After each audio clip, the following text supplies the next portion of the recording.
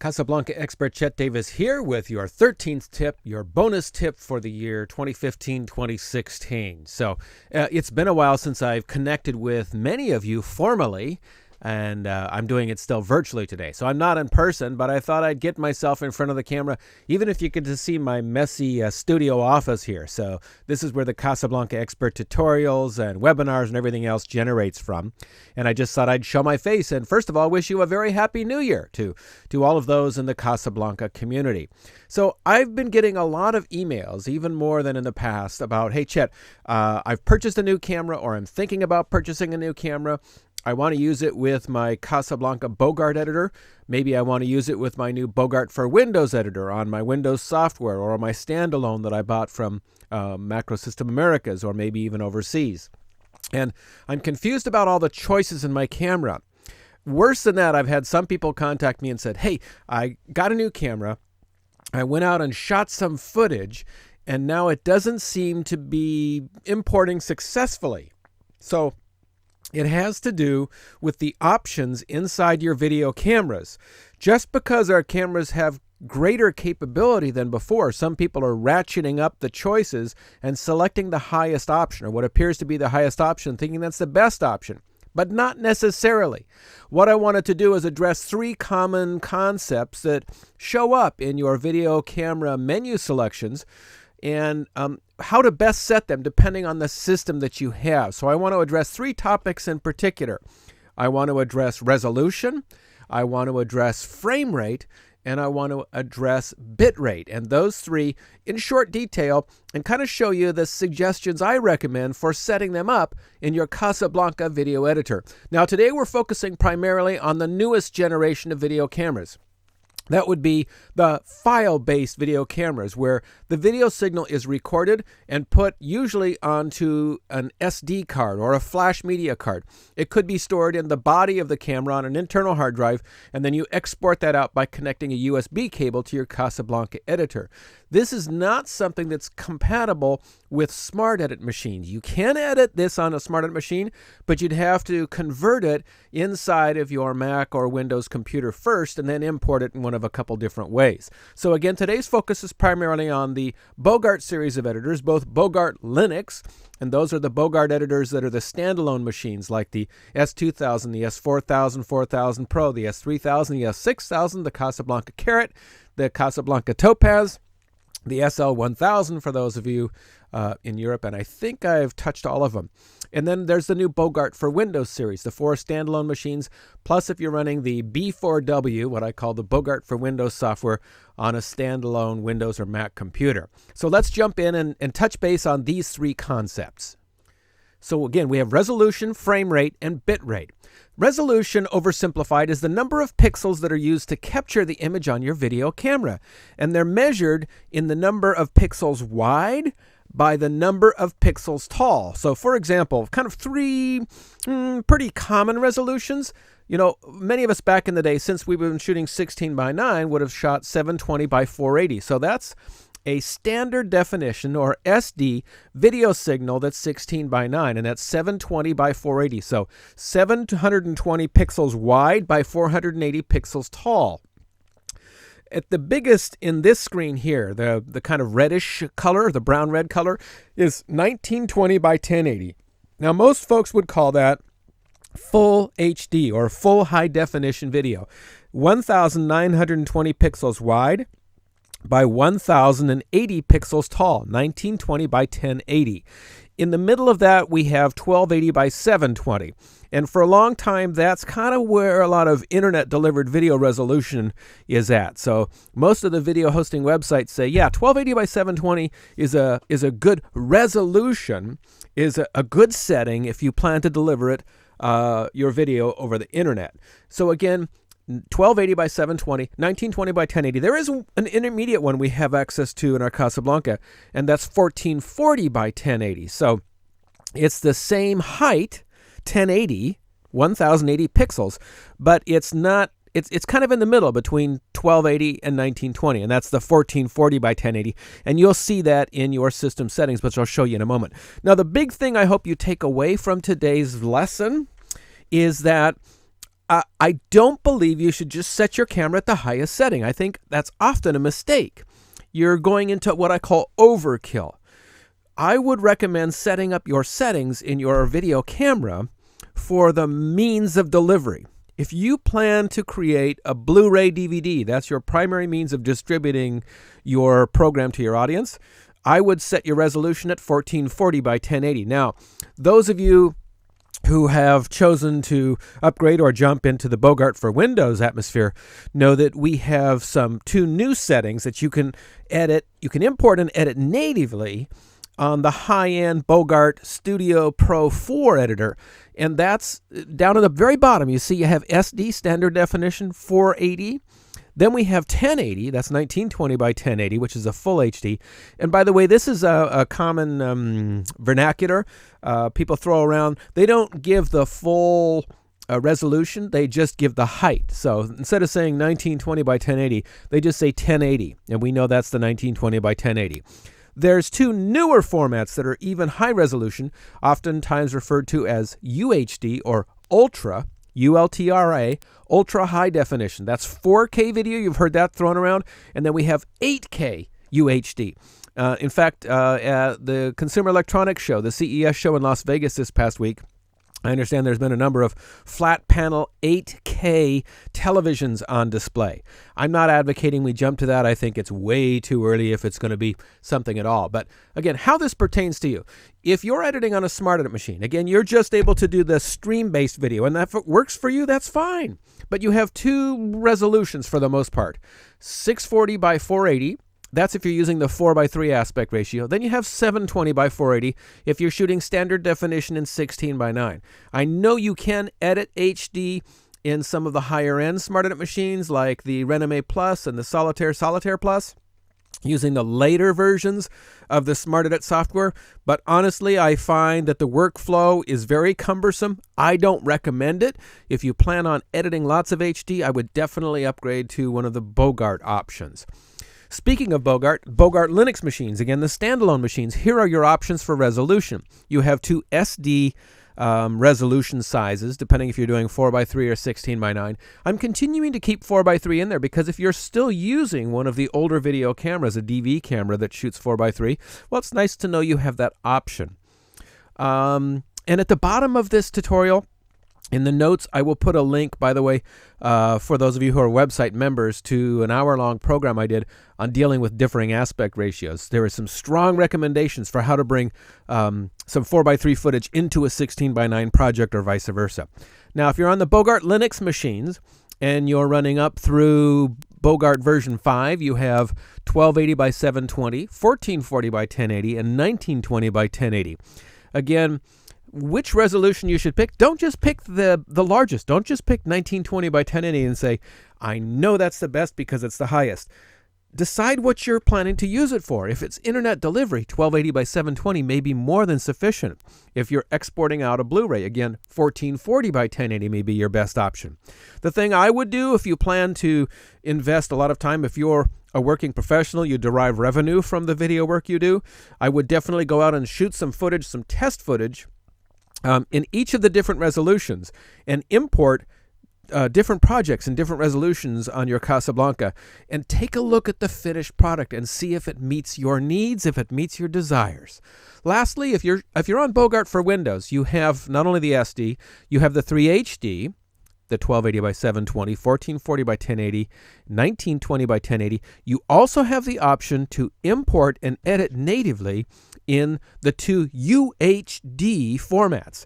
Now, it is only recommended that you attempt and plan to edit in these two new formats, the 2K and 4K video. That's the two highest you see at the very bottom under UHD. If you are running one of the preferred standalone Casablanca editors. And I'm not a dealer. I don't make a dime. So I'm not encouraging you to buy something just to buy something because I get kickback. I don't get any kickback. But I want you to be successful. And you can buy an off-the-shelf PC system that will probably be more than fine to edit full HD, the 1920 by 1080 and below. But if you plan to go the 2K and 4K, there's a resource in the system that the software takes advantage of that accelerates the process and really allows for smooth and convenient, efficient use of your PC software.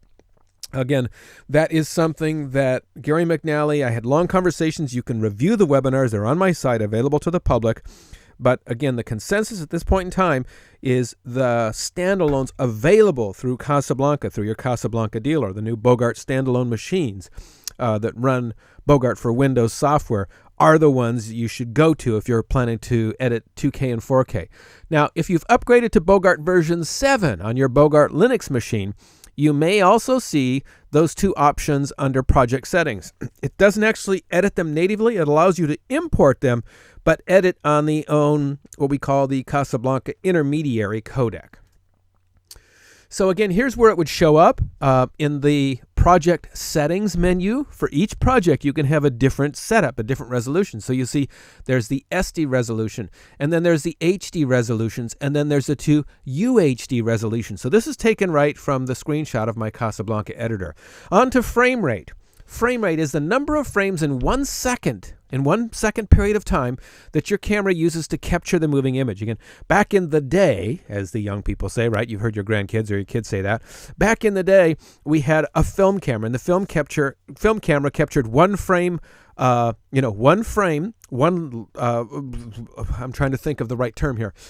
It would transfer the light image into a chemical image on the film, and it did it, depending on the camera, at 18 frames per second up to 24 frames per second. And 24 frames per second was common and remains kind of the one common film frame rate. But we've moved forward in video. And so, for example, this takes a little visual here. So in 1 second period of time, you see the traditional film rate. There's 24 separate frames or 24 separate still images that capture and play back.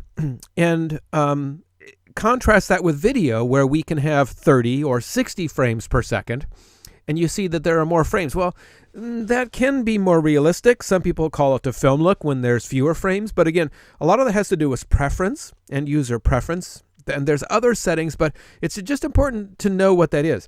And so even in video today, there are still frames that are captured through something called the persistence of vision, what physicists call the persistence of vision. That's where we believe there's motion that creates when you view successive still images that continue the motion forward. So it's often referred to or shortened or abbreviated to FPS, which stands for frames per second. So again, 24 frames per second or 24 FPS is what we had a long time with the film community. Now, most of us shooting video have been shooting 60 frames per second. Now, I'm including the 50 FPS because if you're viewing this tutorial and you're one of our colleagues and my Casablanca website customers who live in Europe, Asia, or Australia, you're shooting on PAL, and PAL is the color standard that has 50 frames per second, where in NTSC, in North America and Japan, we have 60 frames per second. Now, it's a little bit more interesting than that. I was going to say challenging than that, maybe more tricky than that, because there is something called progressive and interlace. So really, there have been 60 separate frames, but they're split up into half a frame, what we call an interlace frame. And I go into that in another tutorial in my system, in my workshops, in my classes. But for a long time, we were shooting video, in the 70s and 80s. If you were shooting video then, even into the 90s, and maybe even today, you're shooting interlaced frames. So there's actually a half a frame that makes up an interlace frame, and a half frame, an odd frame, and an even frame that come together to make one full frame of video. But in the last decade plus, we've added two new frame rates. There's 30 progressive frames, and in PAL, there are 25 progressive frames. And we also have, and this is the newest, 60 progressive frames. So instead of 60 interlaced half frames, we have 60 full frames of video. And in PAL, that is the 50 frames progressive. Now, you've seen some of this, like when you go into some of the slow motion and some of that, you see 60p. And if you do the movie mode, you see the 50p, etc. That's where this kind of comes back between PAL and NTSC. But this can be tricky, particularly, well, depending on the editing system you're using. And here's why. If you're on SmartEdit, I would only set my video camera for either 30p or 60i in North America. 30p or 60i. Oh, in PAL land, you want to go 25p or 50i. If you're using the Bogart standalone editor as well, if you're using Bogart 5 and below, I would only recommend shooting 30p or 60i. 30p or 60i in NTSC.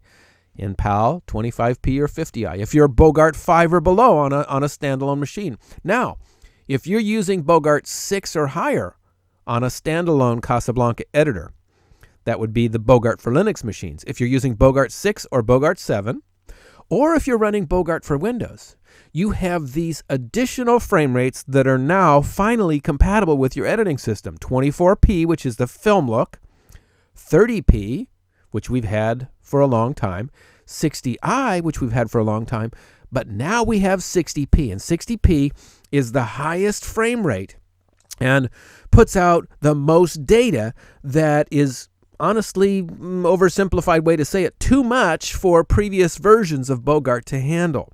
This only became fully compatible in Bogart 6. We can now use it in Bogart 6, Bogart 7, and in Bogart for Windows 6 or 7. So you have more frame rates available.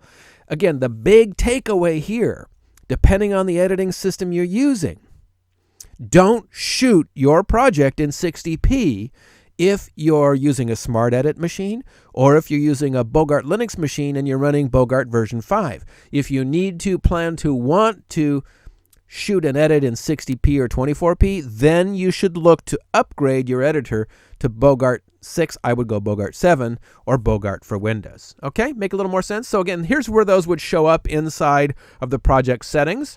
First, we set video format, either PAL or NTSC, so you see the 50 frames per second, which in scientific language is hertz. Hertz has to do with cycles per second. So we have 60 or 50 hertz, and we have the film look at 24 hertz, depending. So if you're shooting in NTSC and you're shooting either 30p, 60i, or 60p, you select NTSC 60. And then on the right side, down here in the bottom, you see the interlace. You turn this on. 30p, 60i, or 60p. See the choices? Just what we were talking about a moment ago. So this is how those choices manifest themselves in the actual menu in your Casablanca. Lastly, bitrate. Now, most of us don't need to be concerned about setting bitrate, but you do have some of the options in the newer file-based video cameras. You might choose the highest setting, thinking the highest is best. Well, depending on the camera. Now, what is bitrate, Chet? Bitrate is the amount of data recorded at a given second. So how much data is recorded back in the day on tape, or now more commonly onto an SD card, onto a flash media card?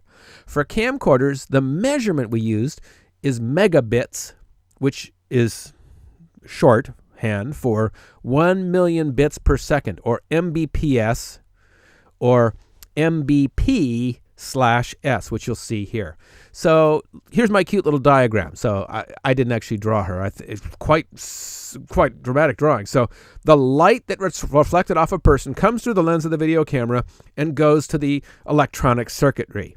Well, then there's all this wonderful mumbo jumbo that happens, and then the resulting signal is recorded, in this case, onto a flash card. Okay, and that we call the bit rate. The bit rate happens right here at the end as it's recorded onto the flash card. In other words, how much data are we recording per second on that card? This can be very important.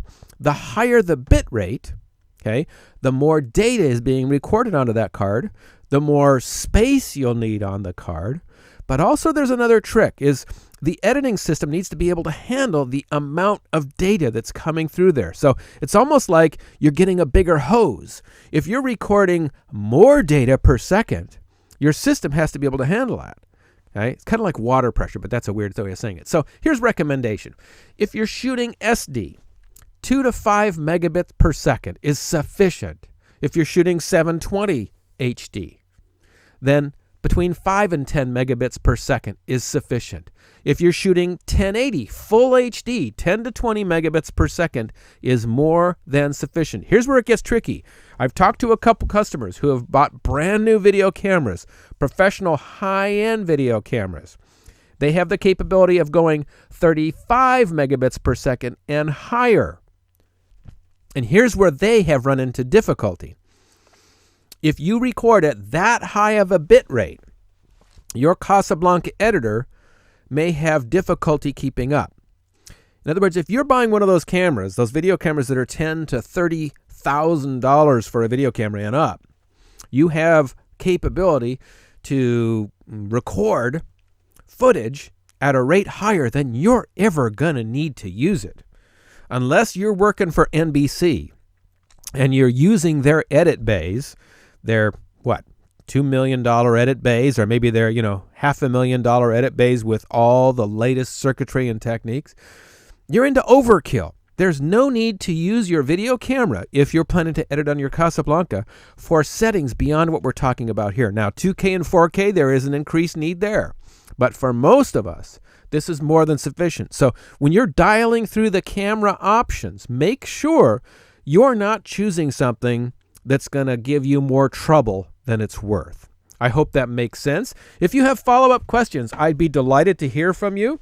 Website members know you can reach me, Chet, C-H-E-T, at CasablancaExpert.com. Again, that's Chet, C-H-E-T, at CasablancaExpert.com.